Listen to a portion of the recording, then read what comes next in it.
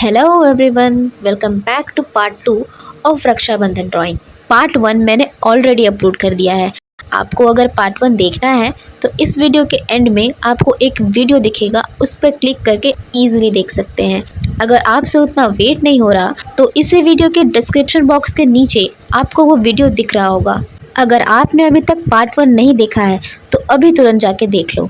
इस वीडियो में मैंने कलरिंग करना सिखाया है और पार्ट 1 में इसे बनाना सिखाया है, इसलिए पार्ट 1 को देखना सबसे ज़्यादा ज़रूरी है।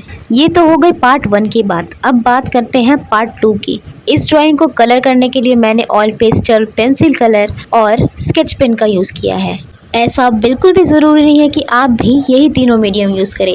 आपके पास जो कलर है आप उस कलर से भी आसानी से बना लेंगे।